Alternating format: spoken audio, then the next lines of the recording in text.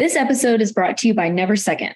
Never Second is a system of fueling products formulated specifically for endurance athletes that provides a blueprint for success by allowing the athletes to test, optimize, and perfect their fueling and hydration.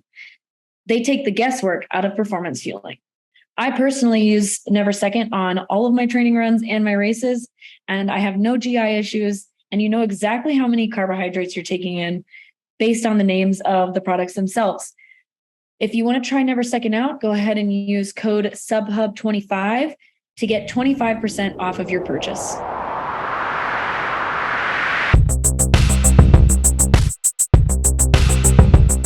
Welcome to the SubHub podcast. I'm EmKay Sullivan.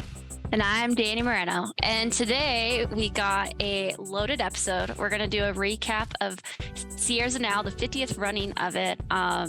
There were some huge surprises, that's for sure. So we're going to cover a lot of those, both on the men's and the women's side. I know for me personally, watching the live stream was incredibly exciting. So we'll definitely dive into that. And then we're also going to share with you guys kind of what our game plan is for the rest of the month with EmKay and I going over to Chamonix, both to be running OCC and to be there with our teams. And so, yeah, just what those episodes are going to look like and the content schedule, etc. So yeah, we're very excited. This is a crazy month. First thoughts of Sierre Zinal, maybe like 2 words to describe it. Just like mind blown. I think Corinne Malcolm sent us this the mind blown emoji when we put on the Instagram that Sophia had won. Both on the men's and the women's side, just so many unexpected things for me. What about you? Yeah, same. I feel like the race delivered in maybe some of the drama that some of us maybe were somewhat expecting. A lot of favorites maybe not really nailing the race on race day. And then, Sophia Lockley, we're going to talk about her many times this episode. But I think for everyone, we were just taken aback by her winning in an incredible way. So that was really cool. It's very dominant. Yes. So let's start with the men's race. You want to share some of those results? Yeah. So top 5 in the men's race, leading the charge was Philemon Kiriago-Umbogo of the Run Together team. He ran 2:27.27, which was the 3rd fastest time run on the course. Second was Patrick Kipnieno, his teammate, in 2:28.50, followed by Kevin Kibet, also from Kenya, in 2:34.16. And then Sylvain Cachard from France, 2:34.22, and Roberto Di Lorenzi from Brooks, 2:35.17. So pretty big time difference between first man and fifth man. We got almost 7 minutes there. Yeah, definitely. With the men's race, and we'll just go through the rest of the top 10 really quick. Robbie Simpson was 6th. We did a episode with him on Sierre Zinal. I highly recommend checking it out. Even though the race has already happened, I'm a big Robbie fan. I think EmKay is a big Robbie fan too. So it was cool to see him get 6th in pretty much the same time. Pretty much the same time as always. He still ran 2:35.59, and we joked with him about how he always runs 2:36. So at least he broke the barrier. Thibaut Baronian, both big fans of Thibaut. Him and Robbie are probably some of the most consistent men in the sport year after year. So it's not surprising that they went 6-7. Xavier Chevrier was 8th. 9th was Vitaly Shafar, which we'll note upon in a second. And then we have Cesar Maestri, who was 10th. With the men's race, what was really interesting is from the get-go, we pretty much had a pack of Philemon and Patrick and Remy, who those were pretty much the pre-race favorites. If you had listened to the episodes and dove into some results, etc. Patrick was coming off his back-to-back win in the VK at the World Championships. Umbogo is leading the World Mountain Running Association Cup right now, the Valsir Cup, which Patrick has been in a lot of those races. And Philemon is the only person to beat Patrick this year once. I forgot which race it was. So clearly he's in really good shape, and they train together. And then Remy Bonnet was a huge pre-race favorite, coming off a course record at Mont Blanc Marathon, coming off the incredible year he's had from, vertical in the ski mountaineering, but also just last year being super dominant in Golden Trail. So yeah, they took it off and they all looked great, honestly, on the entire climb. And it wasn't until after the climb that Remy started to kind of fade and not look great. I don't know exactly where he ended up dropping out of the race, but pretty much after the climb, to me, it was like the Philemon Patrick show. They looked so smooth, like all of the leaders in this race, but Philemon just looked like he was out, like running a road marathon. It was crazy. I know. And I kept seeing like on the Instagram feed the morning of when I was watching, it's like, is Philemon going to get caught? And like, there was just, he held the gap so well. And then at the end of the race, he just like dropped the hammer. Yeah. Yeah. And it's crazy. I mean, it still was a pretty close race. 2:27:27 to 2:28:50. Philemon ended up running the third fastest time ever on this course. Who has the second fastest time? Is it Killian's time as well? He's first. My guess would be probably also Killian. Yeah. So in very good company. And actually, Philemon, Patrick, and Remy were about a minute off of the pace of Kilian Jornet's climb for his course record run. So for them to be, that close to his time actually makes sense when you look at it over the entire course. But yeah, something that stood out to me is that Philemon is only 21. No, and it was his birthday. I was seeing on Instagram that it was like, happy birthday, Philemon. Here's this humongous win for your career. Incredible. And another crazy thing is this is the first time that a Kenyan has ever won this race, which is actually super surprising to me. For some reason, I just like assumed that an East African had won this already. Yeah, I know. It's same. You kind of just go to a default that a Kenyan had already won. But yeah, that definitely has not been the case. And something that I really appreciated about Philemon is like he like stuck around afterwards, like a lot of times the winners will get whisked away and like start talking to media and stuff. And heck, we even got a clip on our sub hub, which is really cool. You should check it out. But yeah, he stuck around and shook people's hands. And there's like a couple of quotes of him post race, and you could just tell that he looks up to Patrick. Like he has the utmost respect for Patrick, which why wouldn't you? You're on the same team. Patrick is a little bit older than you. And so he thought Patrick was going to pass him at some point, but he took that chance around like 19K and ended up running away with the win, or he pushed a little bit more, I guess you could say, because he was always kind of in that front pack. And then vice versa, Patrick, being his teammate, gave Philemon like, hey, he won today. Good for him. I got second, but if anyone's going to beat me, it's going to be my teammate. And to me, this just like capitalizes on how I really think the sport is shifting, and that, we're starting to see with like brands, Terex, shameless plug there, has been doing it for a couple of years, but you see how it's paying off. And so now you have this team that like trains together, who went to Austria, and they all crushed. It's just, it's so cool. Yeah. Cause if you guys listen to our preview episodes, Solaris Kasang, who is one of the women's podium, she's also on the Run Together team. And so like she gets to train with these guys all the time and some other crushers as well. And yeah, obviously it's working because they're in the sport now and they're not coming to mess around. Yeah. I mean, literally they got every single podium place that you could get. Men went 1-2, Solaris got third. And I just hope that gets a lot of attention. I mean, if there was any brand that went 1-2 and got a third, they would be blowing it up on their social media. Yeah. But it's just the fact that, it's a different, maybe their social media aspect is a little bit different and stuff. But I guarantee if Solomon went like 1-2, like that'd be everywhere. Yeah. I mean, even Solomon winning with Sophia Lockley, like they were all over that. Yeah. So I think that one of my big takeaways from this race, I was going to say this for the end, but I feel like we're already kind of talking about it, is just like, it's so exciting to have Africans and Asians in this race, like in the mainstream trail running world, because they bring so much more competition into this space that when we just keep it Eurocentric and like American, like it's not as fun. it's very cool to have so much diversity in this race, because obviously it elevates the competition to like a whole nother level. Yeah, no, 100%.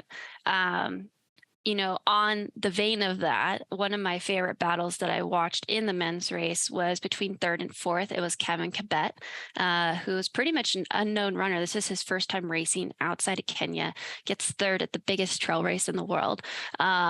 And then Sylvain Cachard, he's represented by Hoka, but he runs for France. And they were battling on the last downhill. I don't know about you, EmKay, but if I was battling on the last downhill for a podium spot, I would be like, all my senses would be heightened. Yeah. And they went back and forth like 4 times. It was crazy. And honestly, to have a Kenyan come out on top over a Frenchman because it's not a technical downhill, but it's very steep and very slippery. Like, that's no joke. Yeah. Kevin Kibet is like, he's showing up, man. I'm impressed by that because like if you can pass a French person on a downhill like that, then you've got some confidence in your downhill legs. That's for sure. Yeah. And so, his quote, oh no, just Kevin winning. His quote was, "Patrick is my coach and Philemon is my best friend." So imagine being on the podium. Oh my gosh, they just were probably all so elated. Obviously Kevin ended up winning, and then Sylvain. Oh, sorry. Oh no, that got race. the third. Okay. Yeah, he got third. And then Sylvain got fourth, which was.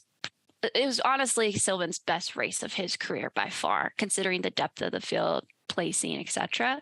And something that I think is so cool, that this is one of the races where I feel like this works. There's potentially, I think, like UTMB, CCC, OCC. Basically, you want a course that's always the same and always has a lot of international depth and competition, but there was such a big deal made out of his time. And me and EmKay were chatting about this offline. So Sylvain now has the French course record at Sierre Zinal. And this is something that I learned about from Anthony Felber before the race, that they know the men's and women's fastest time. And like, how cool would that be if we had that for every nation, that when Sierre Zinal goes up and you can see like eight national records were broken this year, it doesn't need the validation, but it does give that extra prestige of, X amount of records were broken this year. It definitely makes it more exciting. Like it shows you on the screen, like how much competition is in that race, right? Like when Faith Kipyegon broke the world record in the mile, like 6 or 7 other area and national records were broken on the same day. And when they put those results up on the screen, immediately you see AR, NR, like, whatever. And it shows you like, okay, Faith Kipyegon elevated this to here, but like, so did everybody else.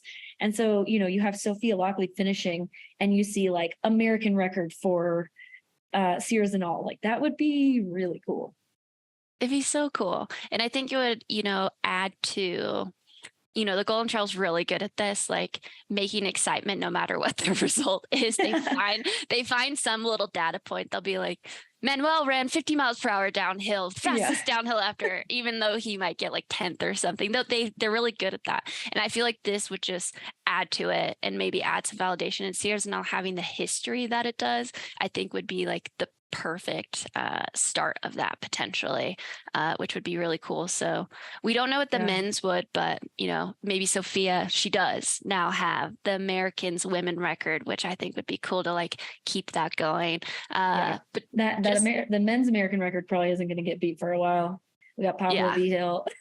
He probably has the fastest time. We'd have to double check that. So men's side, we also have 5, 6, 7.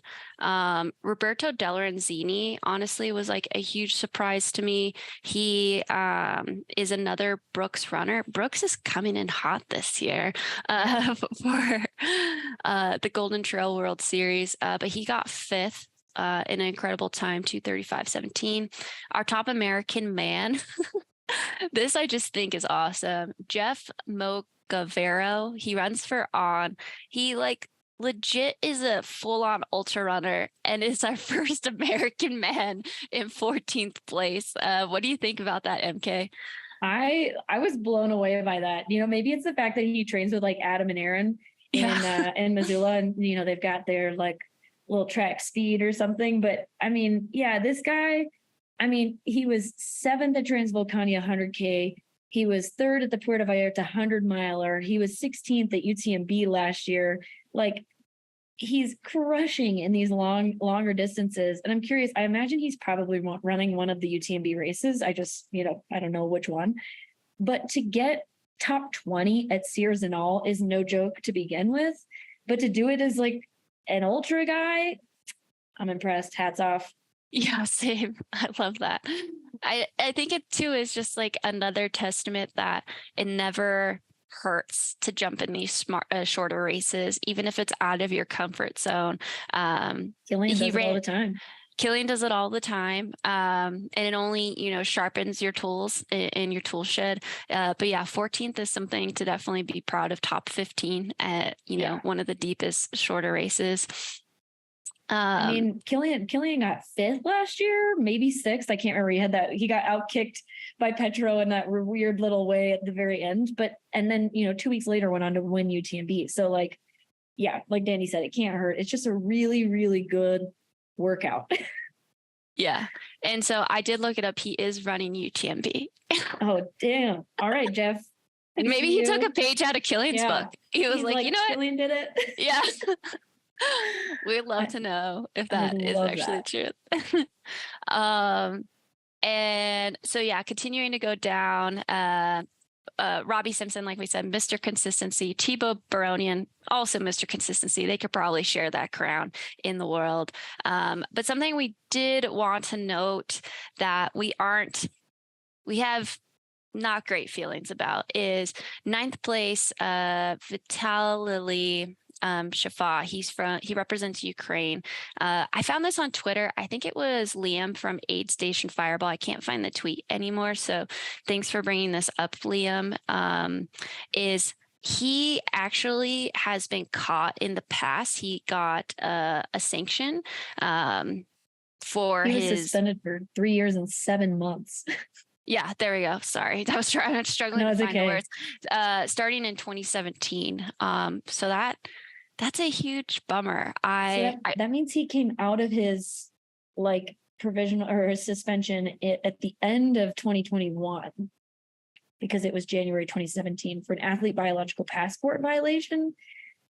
And it's just like, yeah, maybe that was 2021 or 2017, I guess. All of his results since April 2014 have been disqualified. So from April 2014 to whenever he was suspended, like that's a long time to have been, I don't know. It's just with training and stuff. I mean, Dani, you know this, like you just get such a benefit, even if he was only doping for 3 years, like the benefit that you get from that is so much more than like what people who are just regularly training get. It's like so obnoxious. And yeah, I don't know. What about you? Yeah, I mean, because we dove into Sierre Zinal definitely like updated their doping policy. And now it says in quotes, Sierre Zinal has been fighting against all forms of doping for many years by systematically ordering doping tests WADA for the runner category. I don't know how much that holds up true. The doping controls will be maintained in collaboration with WMRI by World Athletics. But the one that like really was tripping us out is you have to sign a contract, and it says in the event of proven doping, it like says this at the top of Article 49. The athlete in question is obliged to listen to the Swiss Code of Obligations and give back anything. So they need to reimburse Sierre Zinal, et cetera. But then if you go down, it says, if the participant is found to be doping as a result of positive test clarified out 3 months before or after the Sierre Zinal race, that really to me is like not enough time. Yeah, you just stopped doping 3 months before and you only run Sierre Zinal. Like, yeah. And obviously you'd have to stop doping a little bit more before 3 months, but like, Yeah. yeah. But if you got a positive test 3 months before or after, so 3 months before, so he technically is allowed to run, but like EmKay said, if you're doping for, a year, it gives you a huge advantage. So anyways, we wanted to bring that up, because it makes it a little bit more complicated, I guess you could say. Yeah, I tried to look up like my UTMB profile, but I think this may be one of his only trail races. And one of the, like, I guess when people are looking at Sierre Zinal, at least when I look at Sierre Zinal, maybe not everybody feels this way, but it definitely invites doping in some senses, because it's a trail race that some people run but don't do other trail races. And so like you could see how that might be like, oh, somebody's doping during some part of the year and then they run this one trail race because there's money. So like it's just, yeah, it's an interesting find on just, yeah, I don't even know how to say it, because it blows my mind that he was ninth.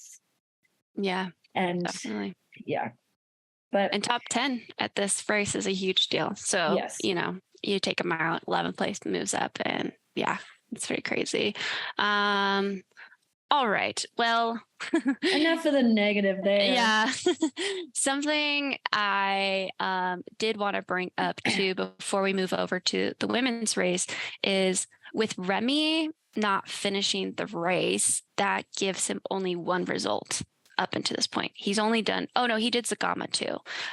But a lot of people were expecting him to move into the first place spot in the overall rankings. He is coming to America, where he crushed last year. So I'm sure he'll be fine as far as points wise. But because of that, he still sits in sixth in the overall men's ranking. Manuel Marias is in first, and he's holding that spot. But, I have my eyes on Roberto Delaranzini. He's in ninth, and I don't know if he's coming to America. It'd be really cool if he is, but I could see him moving up. So, yeah. Shall we? I wish that we already had the names for like everybody who's coming to America. I know. So yeah, any more thoughts on the men's race? No, I don't think so. Other than the fact that, Kenya goes 1, 2, 3. That's so cool. Honestly, did not expect that. Like I definitely expected both Patrick and Philemon to be in the top 5 at least. But yeah, I thought that was really cool, and just a testament to like how diversity in this sport really helps. Yeah, no, 100%. And something I forgot I did want to touch upon was all the people that we interviewed. So Remy ended up dropping out despite being a big pre-race favorite. I haven't seen anything besides he just said he didn't feel good. I'm not sure if he'll share much more past that, like if it was his stomach that turned, I don't know. But he ended up not finishing the race. Robbie Simpson was actually our top finisher from our pre-race interviews.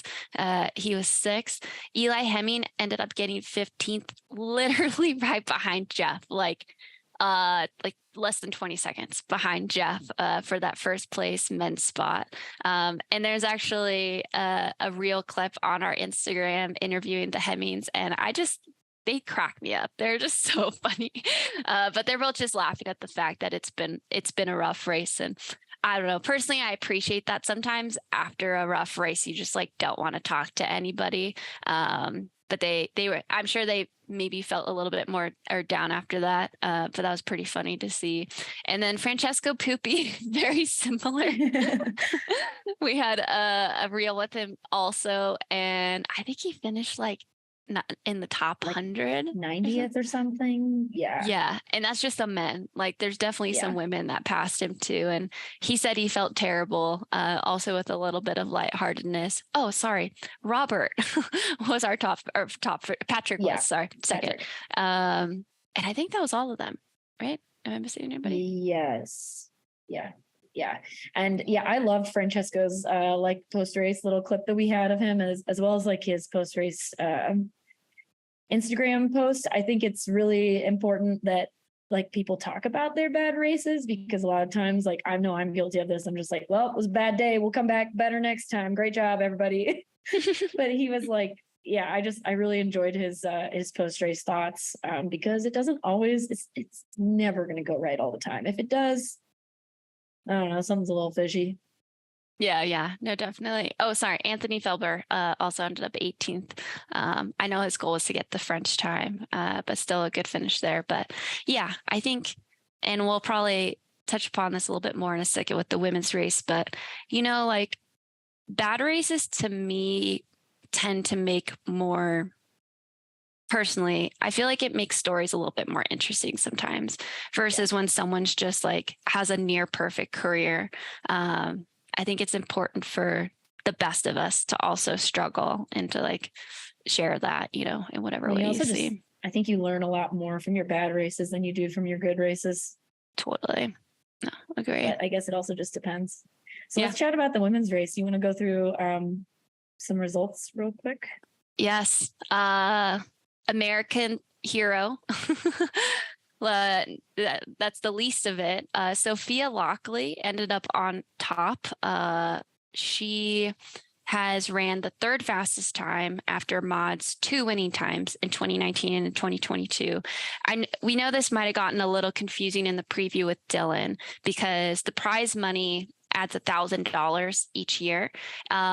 But in 2020 and 2021, the courses were actually different. In 2020, it was shortened due to like the specialness of the race during COVID times and stuff like that. And then in 2021, they took the tourist route instead of the normal route. Robbie Simpson let us know this, and it like took off just a little bit of time.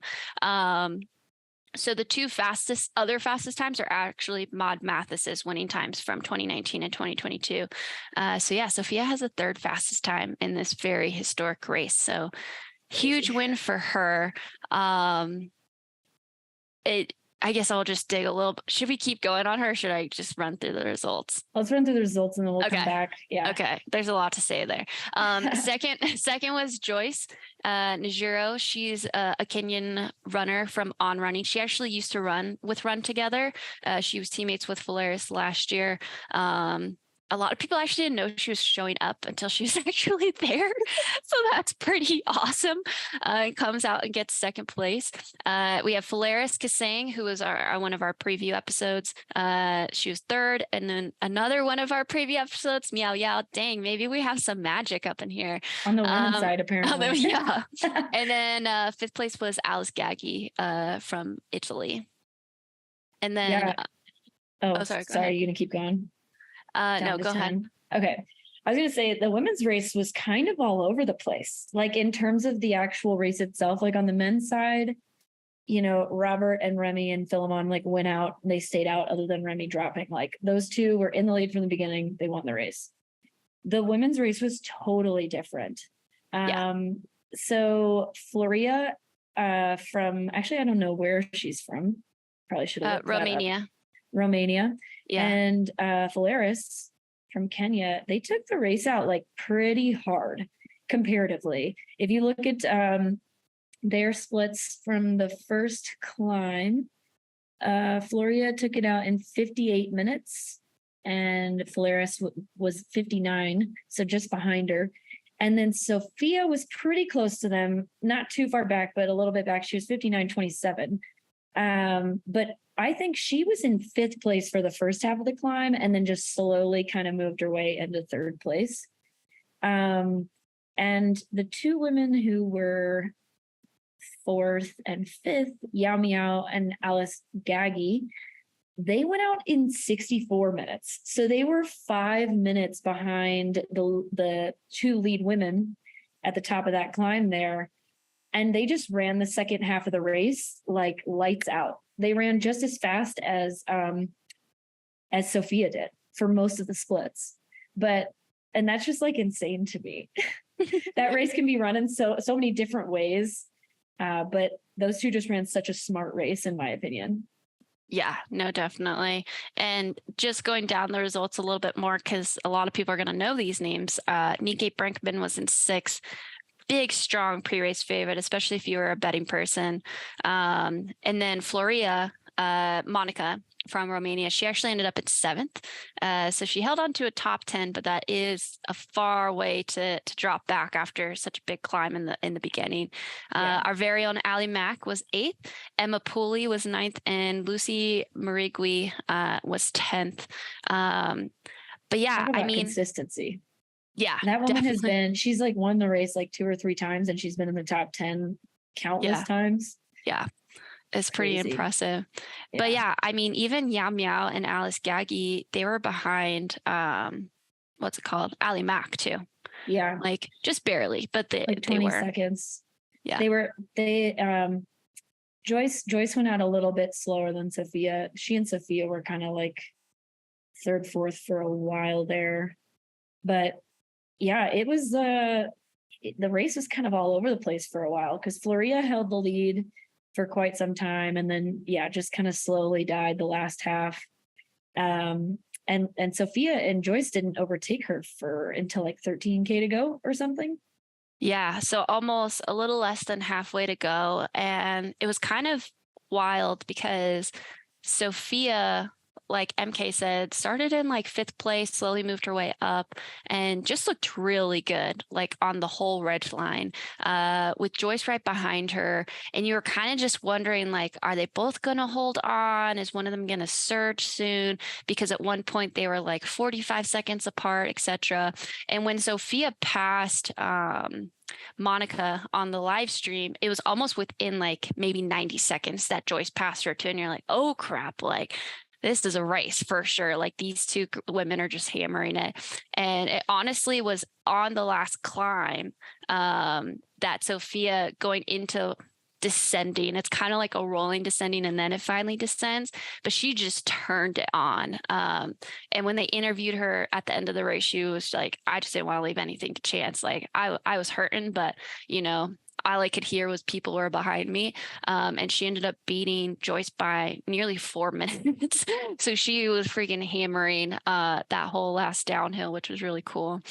Yeah, it's pretty funny because I think back to our previews, and Sophia was always like, we kept mentioning Grayson, which that was a notable person that didn't end up showing up. But I mean, even Dylan was like, oh, Grayson for the win. Grayson is going to be the American to win, if she shows up. And then we chatted a lot about Judith and EmKay. And then Sophia and Allie, I feel like naturally we grouped them together. I think maybe characteristically they race a little bit similar. They're very aggressive. And we're like, and Sophia and Allie will be around. But like the races, EmKay, Grayson, and Judith. And Grayson then, isn't able to show up. And then Judith the day before doesn't show up. And so you're like, oh, naturally you're like, EmKay. EmKay's going to run away with it. EmKay's Polaris. EmKay and Polaris, they're going to fight, and the course record's going down. Little did we know Sophia, man, would end up being the American hero, and she's the one that gets the overall win. I just think that's so cool, and I think this is her greatest performance. Mont Blanc was already huge. That should have been enough for us to have her in the conversation looking back retrospectively, but they are very different races.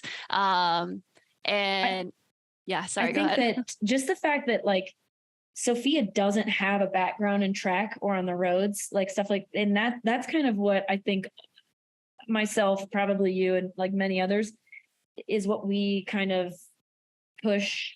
I would say at the front of this race, like a lot of these women are very, very fast on flat stuff. And Sophia's an Olympian in Nordic skiing. So obviously she's got this crazy VO2 max. She's got crazy aerobic capacity.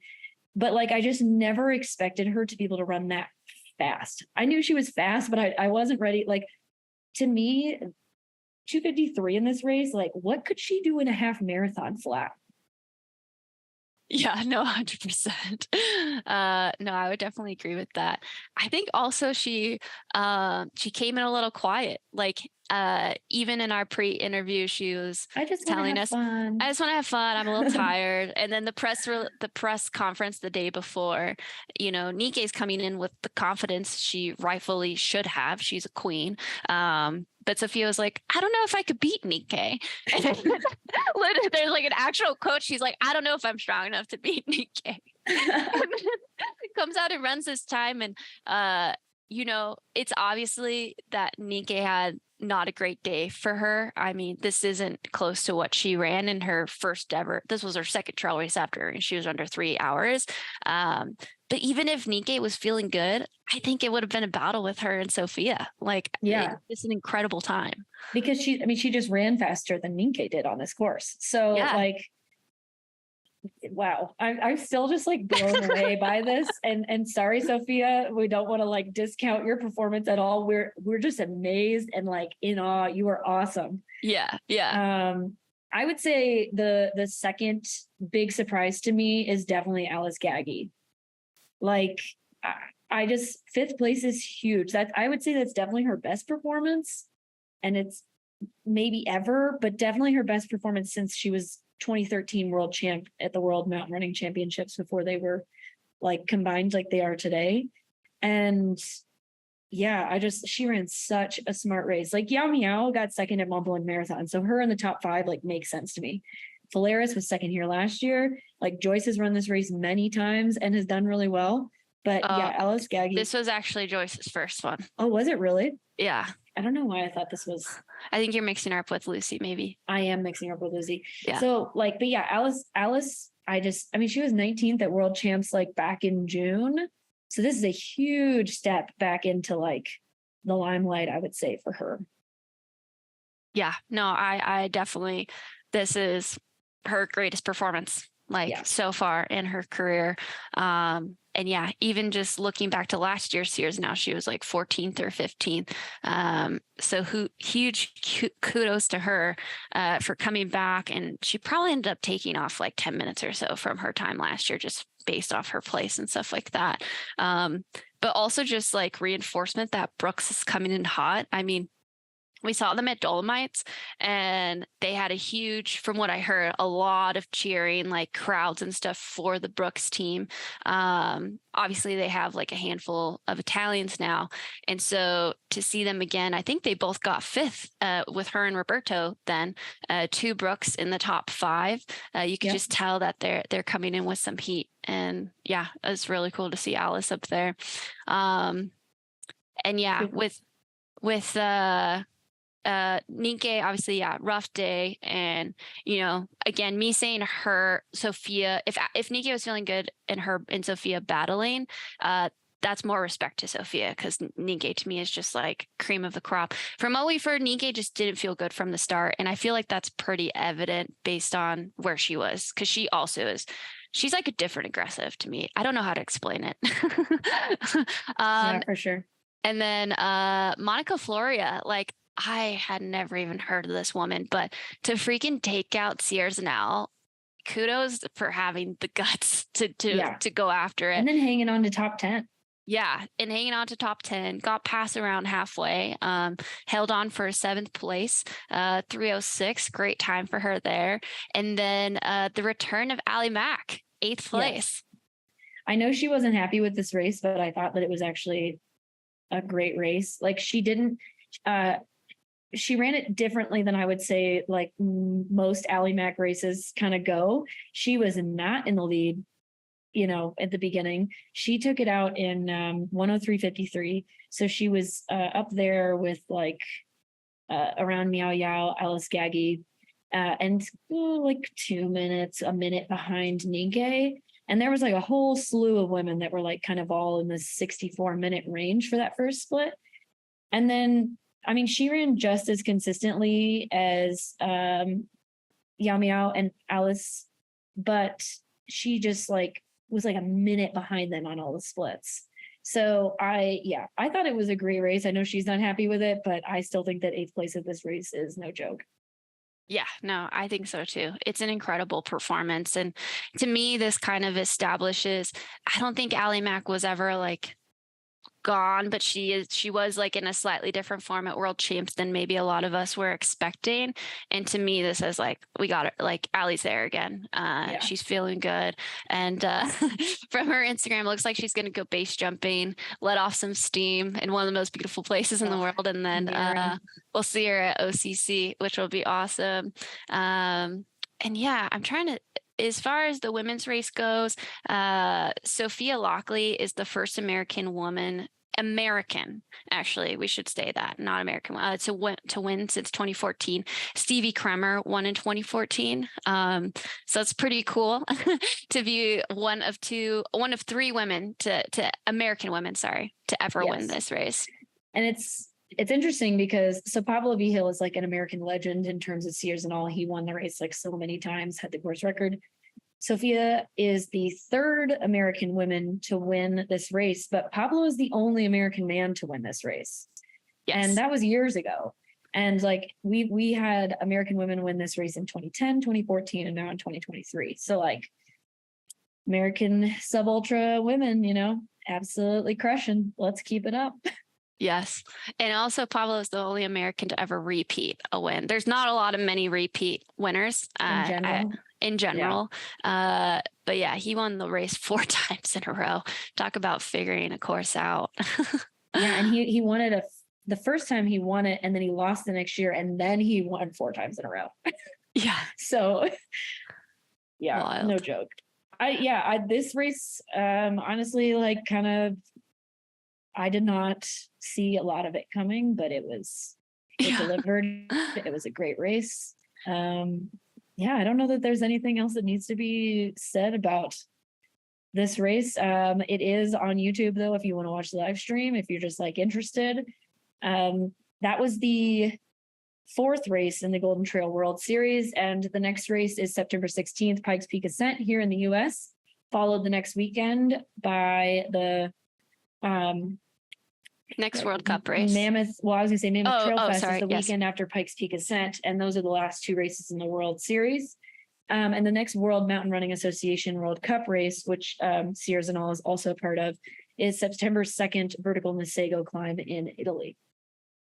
Yes, that'll be super interesting. Nisego is like a very classic historical race in Europe, especially in Italy, but it's also the same week as UTMB, so it'll be curious to see like who shows up. I'm sure it'll be all the short course specialists. Maybe we'll see VK world champion Andrea Mayer there as well. But yeah, I think the Sierre Zinal, insane. Congrats again to Sophia Lockley. One heck of a historic run and just year so far. I was thinking about it, and I need to obviously fact check myself, but I think Maud Mathis is the only other athlete, male or woman, men or women, to win Mont Blanc and Sierre Zinal in the same year. I don't know if the full triple has been done. If anyone has done it, it's probably been Killian, where it's like Zagama, Mont Blanc, Sierre Zinal, like the big 3. But yeah, besides Maud Mathis, no one else comes to mind, because that's 2 really just like huge wins in a year. Yeah, I'm sure that Killian has run Mont Blanc Marathon, but like I can't think of like a recent Mont Blanc Marathon that he was a part of. Yeah, Zagama exactly. Obviously is like a staple. Sierre Zinal is a staple in his calendar, but like, yeah, so it's probably Maud, but I'm sure somebody will fact check us on that. Cool. So obviously Dani and I are training hard. We're headed off to OCC actually this weekend. This episode will come out on Friday. Dani and I leave on Sunday. And so we kind of thought about doing preview episodes and stuff on our own. But kind of the more we thought about it, I had Dani do the women's preview for World Champs short trail, because I did not want to be a part of that. And so we kind of decided same thing for OCC. So we are actually going to have some co-hosts take over for us, and we're very excited about it. We're going to have the Kimber Maddox and the Max King on here to do a preview episode, and maybe also a post-race episode. It just kind of depends on timing and stuff. And we're very excited for you guys to get to listen in on that. Yeah, we thought it just might be weird. And also ask yourself, would you want to like preview your own biggest race of the year? Nah, No, dog. Hate that. So we're so excited. We thought long and hard. So we really hope that you guys are really going to enjoy it. We know you will. Kimber Maddox and Max Keen. Kimber got 4th last year at OCC in an incredible run. And Max Keen, I mean, to me, he's kind of like the sub ultra keen of American sub ultra running in a way. He's just very versatile, has been around the block quite a long time. So yeah, they'll be releasing their preview episode the week before the race, I believe. So just keep an eye out for that. And then also keep an eye out for EmKay and I. We're going to be doing something with Freetrail with Dylan Bowman the day after OCC. Not sure where it's going to be distributed, whether it's on the Sub Hub podcast or not. But yeah, keep an eye out for that. At least it'll be on YouTube. Cool. So now that we got that handled, last thing, we just want to talk. EmKay, what are you excited about for UTMB week? We're both headed off this weekend. Other than racing, I'm very excited to race because this is my first time doing like the whole UTMB week madness. I think the thing that I am most excited for is watching Ruth Croft at UTMB. Ruth Croft is like a sub ultra queen, and like she has been doing sub ultras for way longer than Dani and I have even probably knew about sub ultras, and was very good at them too, and has recently in the last 2-3 years like moved up in distance quite substantially. She won Western States last year. She won Les Templiers, correct me if I'm wrong. Yeah, she won Les Templiers. She's won a couple times.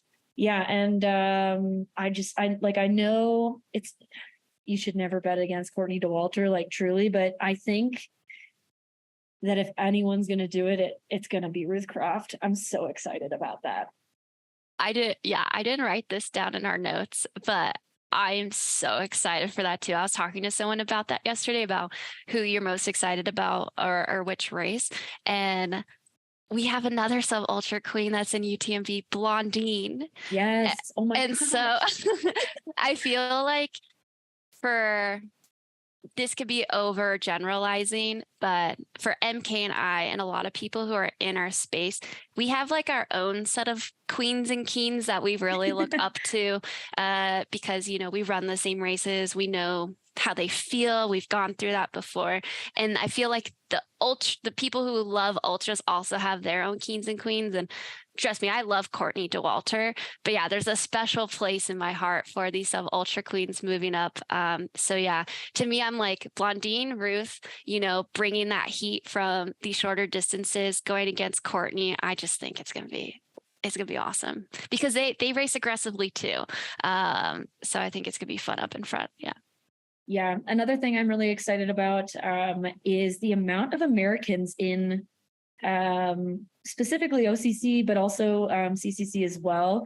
Like on the men's side, we have 5 men listed in the elite category for OCC, and on the women's side, we have nine women in the elite category. So that's just the elites, not including, you know, just like general classification stuff. And I think that's so cool. I think with the qualifiers, that kind of has maybe motivated more people to like go to the actual race because they go to canyons or they go to desert rats or whatever and they qualify. So it's like, okay, I'll go. Whereas like otherwise maybe they just like wouldn't think to sign up with just their score. But yeah, I'm excited about that. I am too. I think last year we went 3, 4, 6, I think, with me, Kimber, and Allie. And I think that wasn't Ashley Brossman like 11th? She was like just outside the top 10, I think. Yeah, she was like in the top 15. Yeah. But yeah, do we beat that this year? You know, if we're looking at cross country points, I'm super excited for that. I honestly, it kind of opened my eyes just looking at the elites list.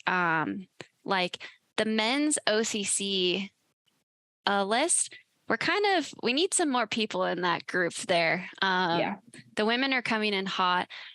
We do have a group of men, but I like Cole Watson, I would say, like, has been doing more longer stuff now. He is quite fast. But yeah, we have Jeshrin Small. We have some great guys in there.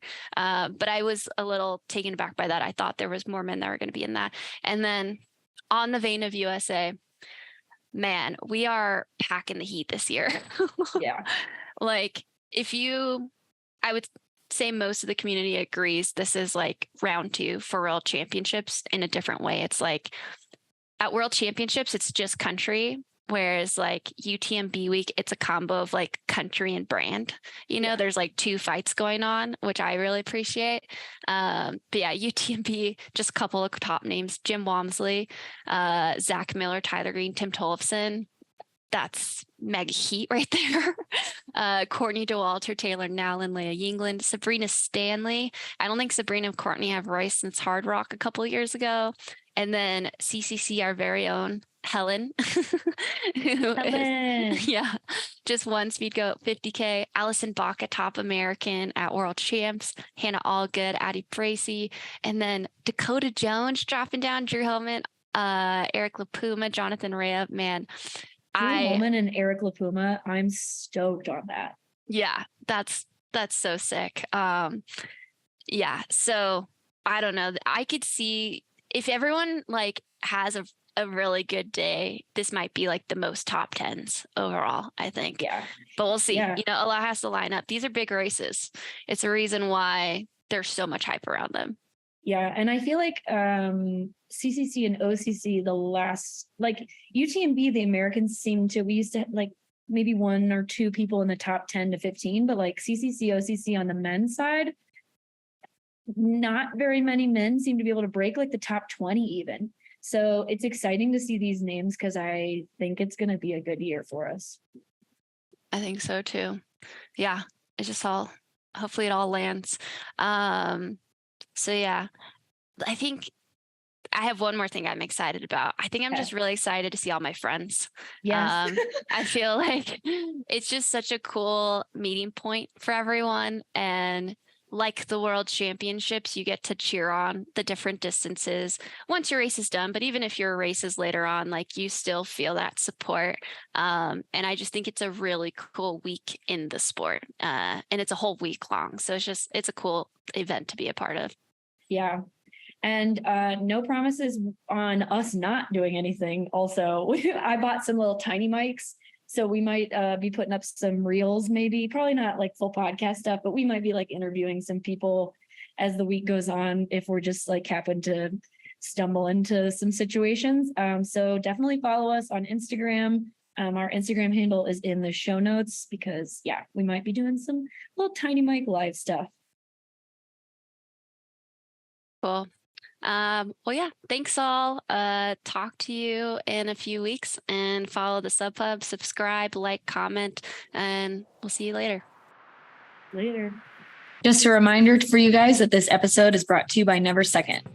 Check out the show notes for a link to their website, their Instagram page, and use code SUBHUB25 at checkout to get 25% off of your purchase. That's SUBHUB25.